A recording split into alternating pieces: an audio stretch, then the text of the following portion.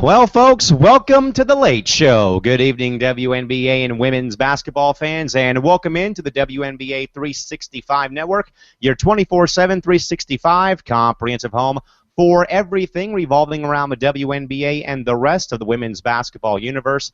Joining you folks tonight again, late night edition again due to the LA-New York game being the late night game. Of course, we try to come on here a little bit later than usual, of course, with our usual start time. With that, though, folks, we are actually joined tonight, coming off the bench and getting back to full strength for the time being. Now being joined on the Hangout now by a two-man show, all from all of us here in Southern California. Joined tonight by Crystal Thomas, who just popped in, was actually at tonight's LA-New York game. And back off IR today is Tanisha Stewart, joining us as well from Los Angeles, California, and of course, Cal McClurg. Joining you folks here from Studio 171 in San Diego, California. Guys, we're going to actually start the show off with just me for the night up until Crystal was able to get free from Staples Center. But guys, good to see you. How's it going tonight? Can y'all hear me? I'm still on the freeway. I'm giving y'all my show live and direct. You are good. Okay. Well, hello then. Hey, all right. Back from injury. Well, not injury, but folks, again, folks, as we said, Tanisha was actually battling a minor cold bug for the past couple weeks. She had even put on Twitter yesterday, she does not recall the last time being this sick. Again, 3 weeks on the shelf with that minor cold she had suffered. But again, and also Crystal joining us from probably the 5 or the 110 somewhere, going back to her house up in the San Fernando Valley of Los Angeles, California. But of course, folks, Facebook and Twitter wide open, along with our live chat box. We'll have to sit through a couple of ads that we have put up on the network. So after you sit through those ads on the live viewing page, hit up the chat box or hit us up on Twitter at WNBA365, at Calimac3, at ShortyMamba24, or at Pup1010 with the hashtag WNBA365, or you can also hit us up as well on our Facebook page at facebook.com/WNBA365. A quick tweet that just came in from one of our good followers from @TheBoostress, who's asking, has this ever happened in regards to Shanae Agumake interviewing her sister? It actually happened, just to answer the question, I actually recall seeing this happen when Shanae was still at Stanford, and NECA was actually calling a game on the Pac-12 network. So not the first time we've seen the Agumake sisters interviewing one another at this point in time. With that, though, Shorty and Crystal, 2 games on the Tuesday night schedule for the WNBA. 1 game which saw a team blow the game incrementally, and things being kept at 100 in the city of Angels tonight. But first, guys, kicking off our coverage tonight, late night edition, Lynx and Mercury, the third and final matchup between these two teams for the regular season. It was all Phoenix up until the Lynx put up 31 in the third quarter and ended up running away from the Mercury in the end, 89-81, a final score from the Target Center in Minneapolis, Minnesota. The Lynx are now 8-0 on the season, and the Mercury continue to scuffle this early in the season. Brittany Griner with foul trouble once more, 14 points, along with Dewana Bonner with 14 as well. Sonja Petrovic with 12 points, along with Diana Taurasi also with 12. Misty Bass with 9. Candace Dupree, Noel Quinn held with 7. Penny Taylor 4 points, and Izzy Harrison with 2. And once more, Naira Fields, Alex Harden, and Courtney Williams, all DNPs. Coach's decision. For the Minnesota Lynx tonight, Maya Moore and Sylvia Fowles, 21 points. Big Sil got hot in a hurry in the second half and really was the turning point and player of the game in our estimation for the night. Also tonight, Renee Montgomery, some clutch shots and clutch minutes off the bench. 18 points, Rebecca Brunson 12, Gia Perkins with 11.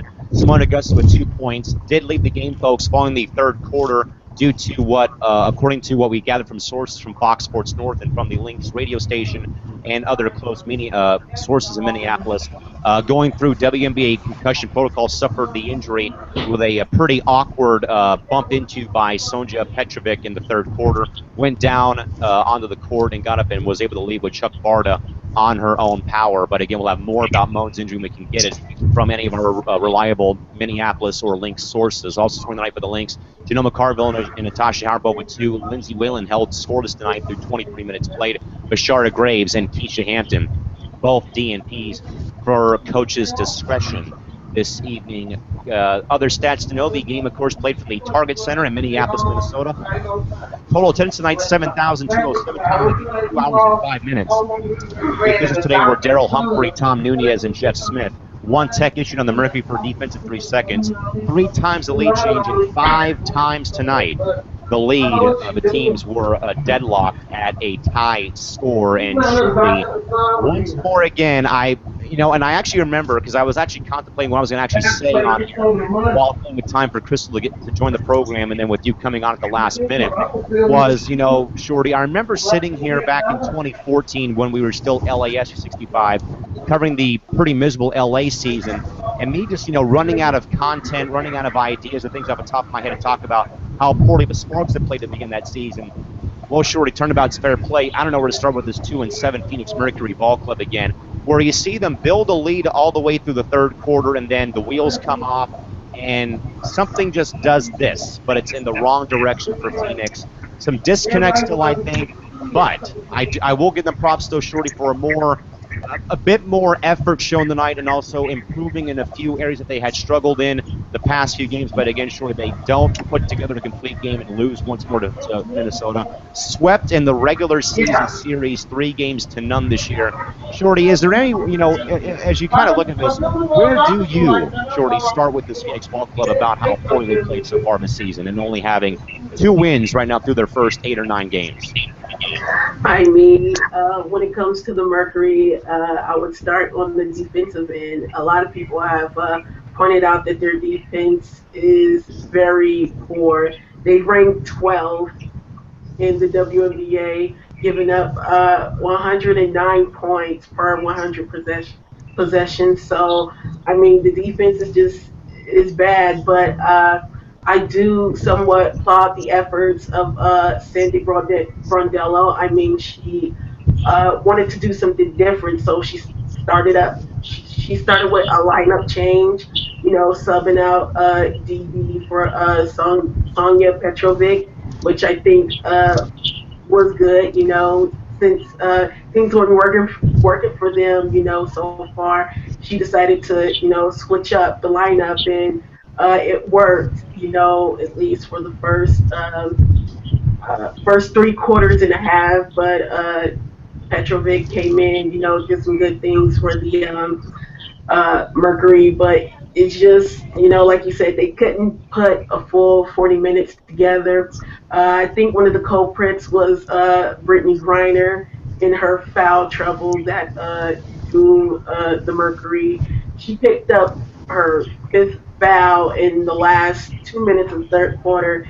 And, when she is needed, for that crucial time in the fourth quarter, she couldn't, be much of a help because of that foul trouble. And because of that, the Lynx just went on a run, and they took over the game. And, Maya Moore, who, started off poor, ended up shooting 6 of 20 from the field, but she picked things up, and then Big Sil and Rebecca Brunson, came out, and they picked things up for the Lynx in the third, and ultimately,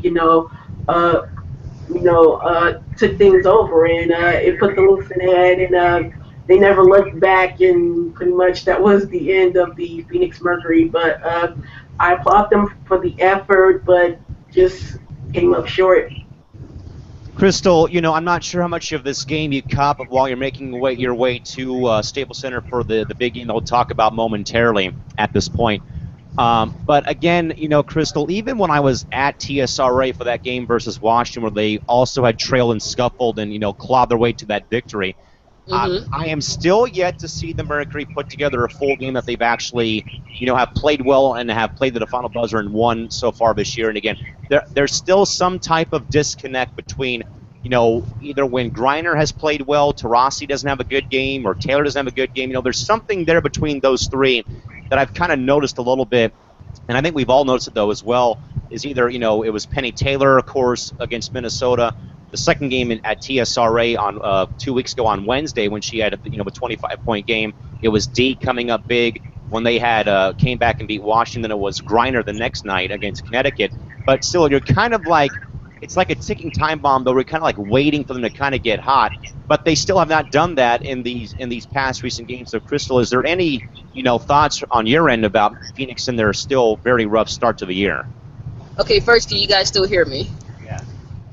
Yeah, I didn't catch, the whole game because I was making my way to Staples Center. But from what I did see, I mean, it was really close. There was a point where I was looking at the game and it was the third quarter. I think Phoenix was up, I want to say 67, 65. And I actually thought that they were going to be able to pull the game away. But, as you know, Minnesota came on that late run. Well, I think it was like the third quarter, fourth quarter, they scored 31 points. So, that just lets you know if Phoenix was, I mean, I'm sorry, Minnesota was not gonna say die. I mean, they were not gonna get their record blemished. They wanted to keep that record as a 0, and they did it. And you know what? This was probably the best effort I've seen of Phoenix this whole year. Hopefully, they can play more games like this because it's kind of disappointing to see them. What are they? 2-7, 2-6. It's kind of disappointing to see a team that was almost in the championship last year play this dreadful. So I would love to see Phoenix get it together. I would love to see them hopefully play a little bit better. But this is probably their best game as far as effort goes. And Tanisha, probably not the best game from the Lynx specifically, and Janelle McCarville just hit it out of the ballpark with her with a tweet that she just put up before the show tonight. She had put out tonight about 20 minutes ago saying, a wise woman once said, quote, "We are not going to win every game and every quarter by 20. Target Center helped us bring this one home with a fist-pumping emoji, hashtag stay with us." And Shorty, Janelle, I think is right here because, in spite of the fact that Phoenix is having, a season to forget right now, but again, that, you're not going to win every game that convincingly or that handily. And this was probably a game, though, Shorty, I'd say that both teams would like to forget of how they got off to starts tonight. Looking over some of the numbers, Maya Moore, 6 of 20 from the field, 3 of 8 from beyond the arc. Foul, 6 for 11. Montgomery, 4 for 10. Brunson, 4 for 8. A very rough night for a lot of these shooters on both ends of the floor tonight. At the end, though, again, it was, Phoenix not, again, at this point being very unsure about how to finish or close out a game. And, again, it's Minnesota, that veteran leadership, Cheryl Reeve, barking and using her, and running those Greyhounds as hard as they can, or she can. And it pays off in the long run. But I guess, Shorty, final observation, though, about how Minnesota, yes, kind of battled a bit of adversity, but still came back and got the W. I mean, definitely wasn't their best game out of the 8 games so far. As a team, they shot 37%, which is not, normal for the Lynx. I think they shoot around 48% actually, but I mean, it was so far the Mercury defense, at least for 3.5 quarters, that kept them in check. And like you said, Maya Moore, 21 points, even though she didn't, have the brightest game. But I think the stat that kept them in and kept it close for the Lynx was 3-point shooting. They shot 50% from beyond the arc. So, that kept them in the game, even though they were down, they were trailing, they were still, trying to find answers. I think it's that stat from beyond the arc that kept them in the game and ultimately, pulled them close and had them to, take over the game. So those are just, one of the factors that helped the Lynx take over and ultimately win this game. By the way, Crystal, Todd Mintz wanted me to let you know he applauds and admires your loyalty and dedication for joining us while driving back home from Staples Center. She wanted to pass that along to you. But, Crystal, again, this was a game, though, I think, and from watching it from pretty much start to finish on NBA TV today via the Fox Sports North Plus feed. Of course, the Twins had their game on the regular FS North station tonight. But again, Crystal, this was, this was kind of, a little throwback in regards to it being 90s night, 90s night at Target Center. This looked like a episode of Super Sloppy Double Dare hosted by my man Mark Summers on Nickelodeon way back in the heyday. But it was just about the fact, though, of how it was, very rough for everybody shooting the ball this evening. Again, as we said, Phoenix 21.1% beyond the arc. Minnesota Steven at 50% from the field, 37%, and then for Phoenix 29.2. Again, it was a very rough game, shooting-wise for both these clubs, at least early in the first half. And then, as we said, Phoenix, leading at the half, but again, doesn't slam the door shut. They leave it open. And again, 31-point third quarter, a lot of factors. But I guess, Crystal, overall thoughts about Minnesota grinding out this victory tonight over PHX? Well, first of all, Todd, thank you. I try. That's how we do around this here area. And second, I mean, Phoenix. First of all, I give all the credit to Minnesota. That they showed why they're undefeated. I mean, you don't go undefeated unless you play like that. They're out for blood. They're serious. They're trying to be a dynasty. They're trying to come for that Houston Comets record. Um, and Phoenix. I mean, they've been playing terrible. They just, like Shorty said, they played defense well for 3.5 quarters, but they can't play defense for 3.5 quarters. You got to play for the whole game. You can't just. I'm going to try to keep it PG, so I'm not going to say what I was going to say. But you can't just, you can't just go out there and half butt it. You got to go out there and play 4 straight quarters of defense. And I'm always a big believer of defense and having a bench. I've always said it. Defense wins championships. Offense just comes and makes the fans go crazy. But I mean, what's the point of having offense if you can't stop the ball?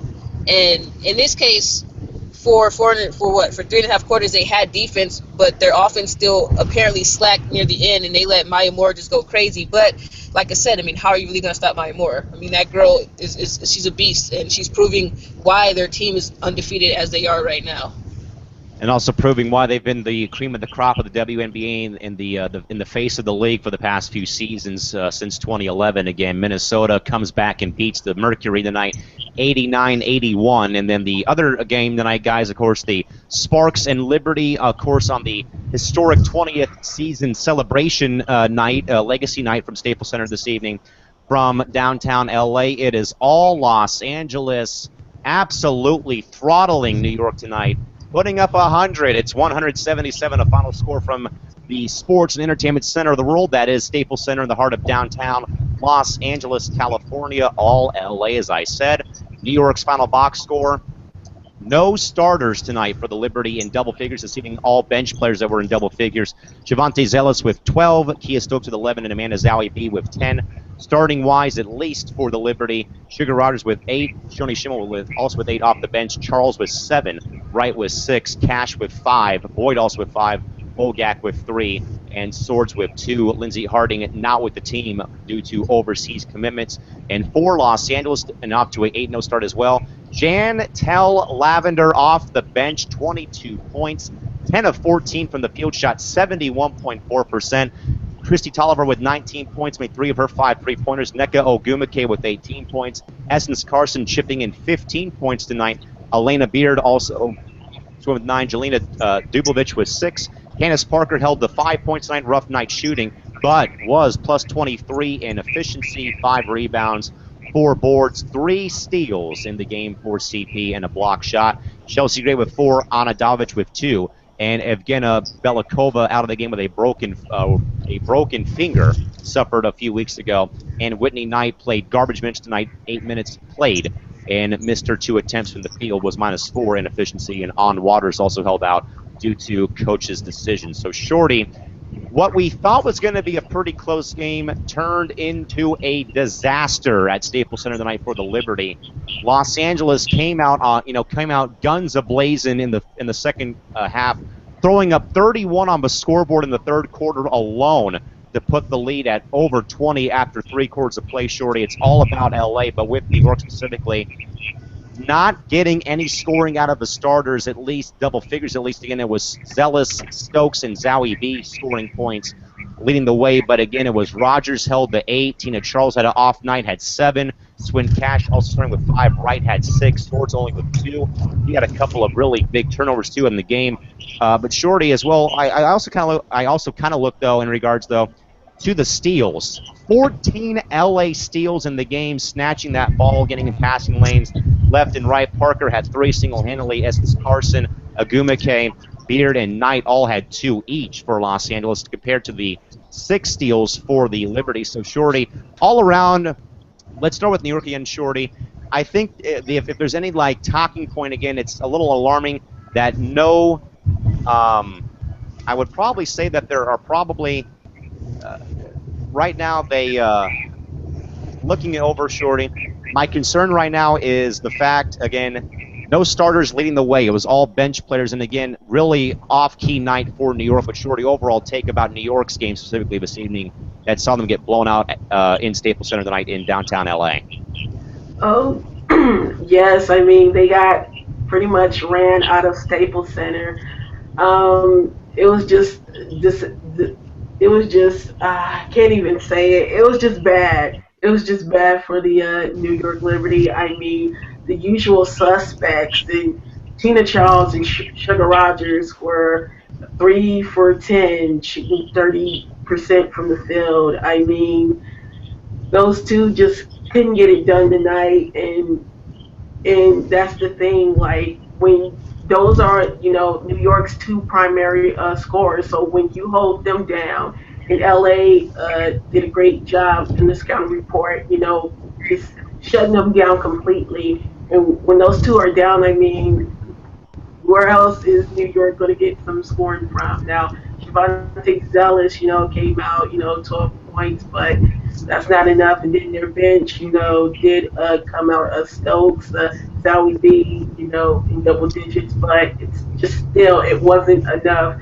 LA was just clicking on all cylinders. I mean, oh my goodness, their starters, especially for LA, was shooting over what 60% nearly. Plus, J Lav coming off the bench, as you said, with 71%. So that's just the trouble New York ran into. I mean, your usual suspects couldn't, provide any scoring, and when you hold those two down, I mean, that pretty much spells the end for New York.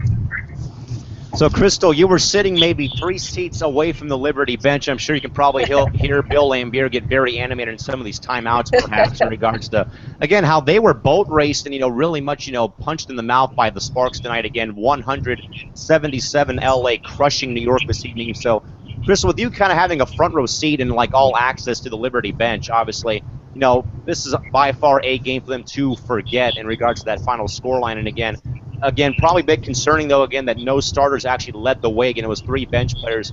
But, Crystal, seeing this, seeing New York play tonight, what did you see differently from the Liberty tonight as opposed to maybe other games that you probably have seen earlier this year?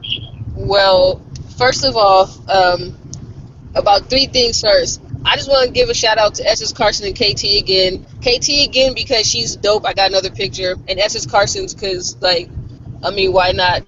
She was also very nice enough to lend me a photo of hers at the end of the game, and she didn't have to do that. Second thing, one of those bench players from New York was mad because I reached out and got a high five, and they punched my hand, right? And I was like, well, geez. Wow. Right? I don't know who it was, but one of them was really heavy-handed at the end of the game. I was like, well, I'm trying to show you some love. Little old me don't need to be, hey, I'll Floyd Mayweather somebody, they do it again, That's a joke. I will not hit any players. But, in regards to the game, I think we said it before, Tina Charles cannot be your only option.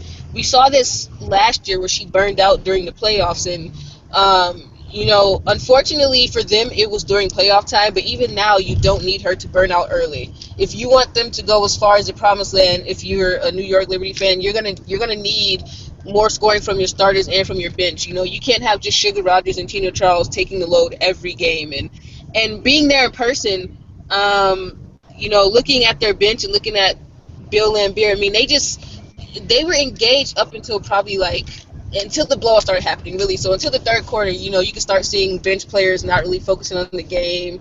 They're listening to what DJ Mosky is playing. They talk about what they go eat for dinner and stuff. So I think that's half of the reason. If once your team is no longer engaged in the game, then you no longer are gonna put up any scores, and that's what you see from towards the end. It was all pretty much Shoni Schimmel and I just lost my train of thought. It was pretty much all their 3 players of their bench from then.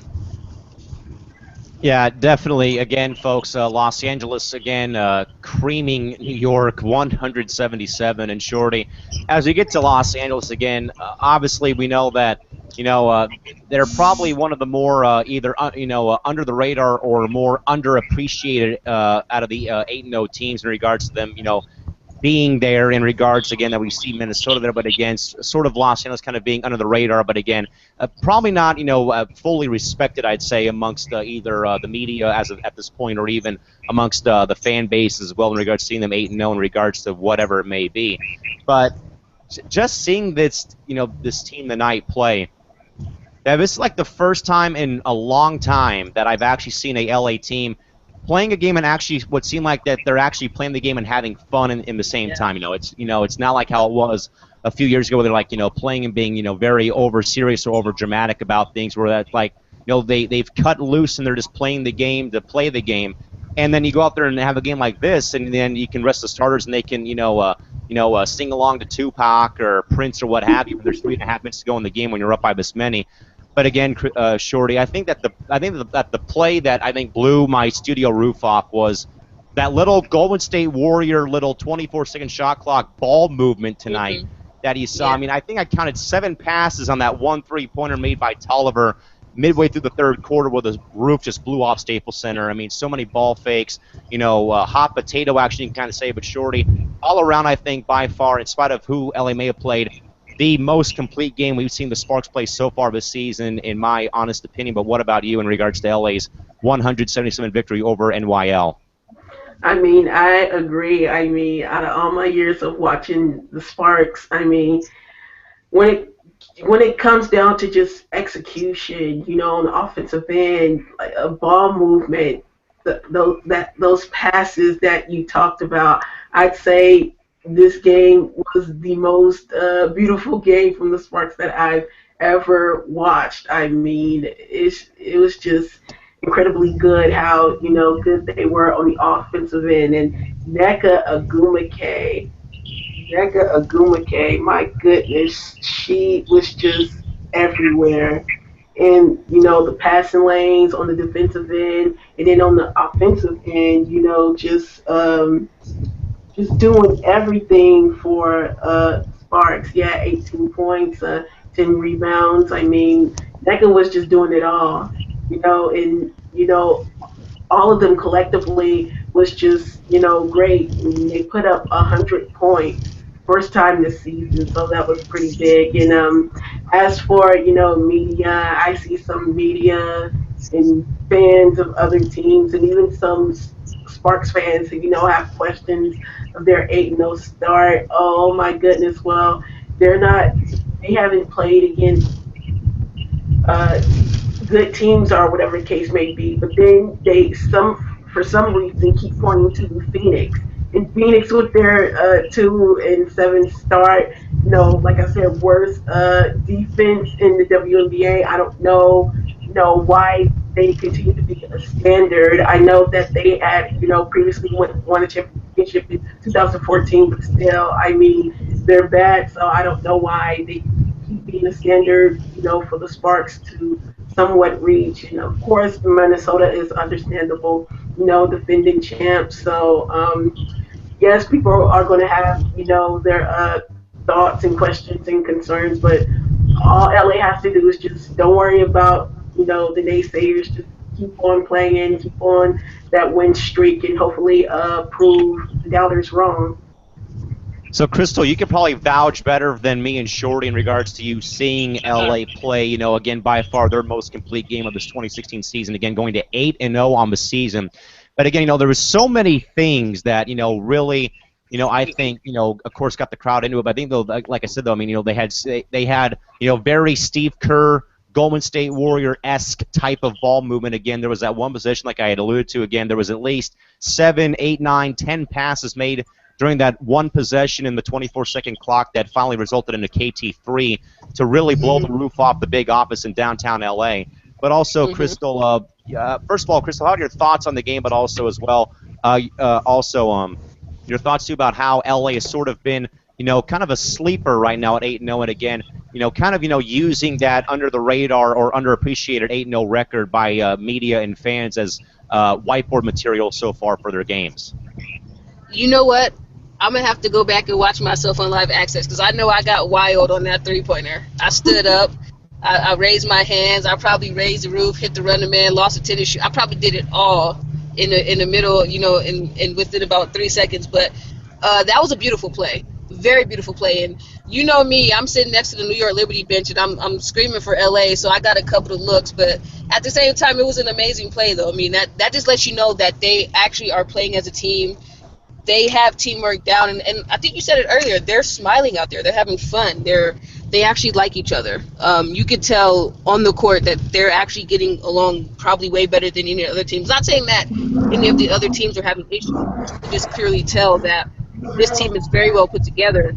And you know how you were saying Candace Parker didn't have a good scoring game? That's why I love LA's bench. She didn't have to do much, and they still blew out this team. And that's what something I've been preaching a long time. You know, LA really, really, really needed a bench, and that just lets you know. I mean, that's I hate to compare, you know, WNBA to NBA, but it is very Golden State-esque. I mean, Steph Curry, you know, for most of these games have been sitting on the bench, and his benches come in. The same with LA. I mean, they just blew out New York, and Candace Parker really didn't have to do much because of the bench that Penny Toller has put together. So I'm enjoying it so far. You know, I'm not gonna, you know, it's still a lot of games to go. I'm not going to get too excited yet, but it's looking really good. Crystal, we'll stay with you for one topic before we move on to tomorrow's games. But one quick comment, guys, and we're going to go around the perimeter here. Shorty, starting with you. Todd Mintz says he will publicly say this first. The faster Katie Smith takes over, the better for the Liberty organization. Shorty, do you agree or disagree, and why? Honestly, I can't say because I know, you know, she has done her thing, you know, on the sidelines as an assistant, but I'm not too sure of her own, you know, personal coaching experience to somehow take over for Bill Laimbeer. So I'm not sure at this point. All right, so Shorty's a bit unsure about this, but Crystal, how about you again? Todd posing again. He says, faster Katie Smith takes over, the better for the Liberty organization. Agree or disagree? You know what? I don't know if it'd make that much of a difference, to be honest. I mean, Katie Smith, I think Katie Smith would still run a Bill Laimbeer type of system. So I don't know. I mean, it's only time will tell. I don't even know if they're really going to get rid of Bill yet, though. So we'll have to just, you know, that's a hypothetical. We'll have to see about that one. Yeah, so again, a little bit unsure about that in regards to that. But again, Todd, thanks for the question, just throwing it out there again. But again, we love having discussion, though, amongst everybody in the chat box or via Twitter. In regards, though, Crystal, tonight, again, as we said, you can vouch for us better than we can, that's for sure. But in regards, Crystal, to tonight, again, the Sparks, again, hosting Legacy Night, again, to celebrate and commemorate the historic 20th WNBA season, of course, taking on their longtime rivals, the New York Liberty, of course, from Staples Center this evening. Crystal, I know there was a lot of fanfare tonight. Of course, they had 5,000 hats given away that had, that had pretty much 20 years of legacy on the front of the hat, and the Sparks also finally separated their two WNBA championship banners tonight as well, and they unveiled those after the third quarter. Saw some good photos from you and Cindy Brunson from the WNBA meet, along with Arash McCarthy of ESPNLA.com. Crystal, take us through the atmosphere at Staples Center tonight for this very historic game in, probably of all of 2016 thus far, again, commemorating the 20th anniversary of the WNBA. All right. You guys can see me now. I'm out the car, correct? You guys can see me now? Yes. I'm just trying to make sure. Okay, yeah, so you know what? I was not expecting that. I was actually sitting next to the banners as it was being dropped. And all I heard was like a weird noise behind me. I didn't know what was going on. And I look, and I see two new banners being unveiled. And I had to take a picture. I mean, I'm sorry that the picture was blurry, but, it was a lot of adrenaline rushing from watching such a great game. But, it was amazing. I mean, it was cool to finally see that they have their own banners and not just a piece of paper that was up there. It was awesome. I mean, this was just a great night overall. And Shorty, that was the biggest thing that that I actually was told about this by Sabrina White in 2015 about this move coming in regards to the Sparks. We're going to finally separate their two championship banners at Staples Center, and of course, right there on the same wall as the Lakers and Taylor Swift's banner for the most consecutive sellout concerts at the building. And then, of course, along the other side of the arena, of course, is the LA Kings and their championship banner. I guess from what you may have seen tonight in regards to either the ESPN broadcast or maybe from what we saw on Twitter from either Crystal or from other media pundits and sources. Shorty, I guess, what is your final take about tonight's very historic game between the Liberty and Sparks, again, commemorating 20 years of WNBA hoops? I mean, it was good for them to, have that, legendary game, taking it back to 97. These teams were the first two teams to, throw the ball up, at the forum, for a WNBA game. So it makes sense. And I just want to say that the LA Sparks, basically, like I said, they did their thing. It was just cohesion, from all the team members, and they got the ball rolling. As Crystal said, you didn't need too much Candace Parker, just because the team came together. The fact that they didn't need major contributions from Candace Parker, is big, and the whole team just stepped up collectively and got the win. And as for New York, they'll go back to drawing board, and hopefully they get not only, as I said, their two stars in Rogers and Charles, but also some more zealous, maybe more Tanisha Wright, and maybe some bench scoring as well from Stokes, Zoe B, and even Shoney, to hopefully carry them on. And as for the banners, last but not least, it was great that they finally separated the banners, because I know it's been up there for so long, and I couldn't, I couldn't figure out why, uh, the Sparks and the then Bus family, who were owners of the team, why they would put, just one big old banner together. They would never, do an NBA team like that, especially not the Lakers. They get, each banners for every year that they want, that they, have won. So, do the same thing for the Sparks. Give them two banners, and that's exactly what they got on this great win for tonight. So again, folks, to recap tonight's final scoreboard, again, I know that we're approaching almost 1 o'clock, or we are in the 1 o'clock hour time frame now on the East Coast, 11:07 right now on the West Coast, where we're all at here. But again, Minnesota over Phoenix, 89-81, and Los Angeles throttles New York, 100-77. Only two teams remain undefeated. That is both LA and Minnesota, both at 8-0 so far on the season. By the way, the Mercury with the loss, by the way, folks, Phoenix with that loss tonight falls to 2-6 on the season so far through their first 8 games. Shorty and KT, only one game on your WNBA menu of games for tomorrow on Wednesday. Mystics at Wings at 5:30 Pacific on League Pass for our folks and friends in the Dallas-Fort Worth area. You can catch that game live on television on Texas Channel 47 tomorrow. Again, 5:30 tip-off. Pacific time, 8:30 Eastern. So Shorty, Dallas right now, along with everybody else in the no value added / non-existent Western Conference right now, sitting 4.5 games out of the top spot right now in the Western Conference that no longer exists, I should say. And then as well, Shorty, again, also a team in Washington that's also scuffling at 3-6. So two teams looking to kind of, get back on track. 7 games, 9 games into the year. Shorty, a preview and who you got winning this game tomorrow night.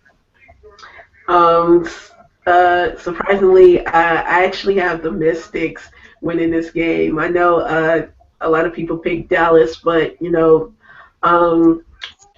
Dallas has been solid so far. It's that Gloria Johnson, it'll be her first game back due to suspension, and I'm not sure how she will play. I know she probably won't, come off hot, to start her first game back. So she's a question mark there. But I don't know. I just think Lotta will do spurts of the game, take over, and then there's Miss Min as well, doing her thing, and Dolson as well, and Taylor Hill. She's definitely, going to come out hot, and Tiara Ruffin Pratt is going to be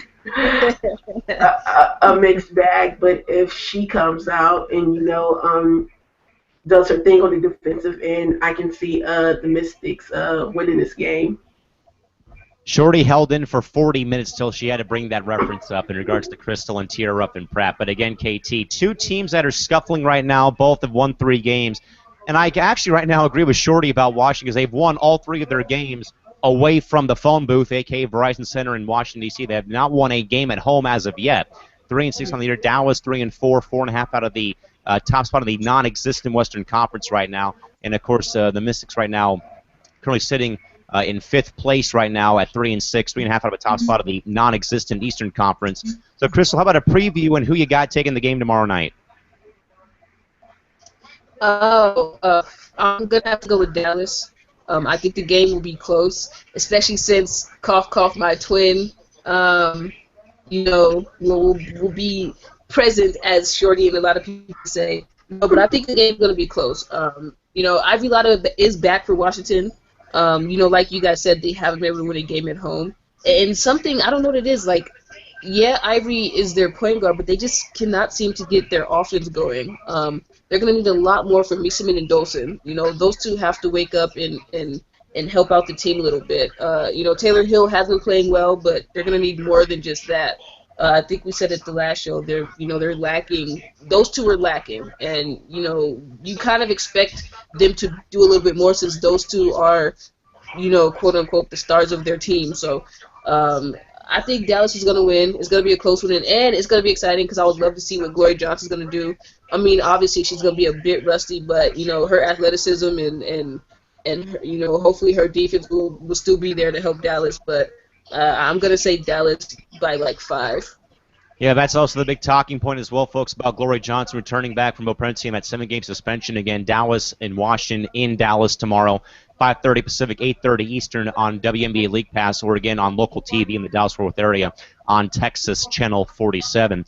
Of course, guys, we got over the night, the major news of the day, of course, broke in really early this morning at about 6:30 Pacific time today. Of course, guys, made official today in the Players Tribune this morning. Swin Cash officially calling it a career after 15 years of service to the WNBA following the conclusion of a 2016 season. And Shorty, we kind of knew this was going to happen, I think, sometime very soon. I think I had said this for the past couple of years, that you kind of were seeing and knew that Swin was going to probably be on her way out. And, a player of her caliber, there, of course, the 3 titles, 2 with Detroit, 1 with Seattle in 2010, the 2 gold medals, the UConn winning and stuff, of course.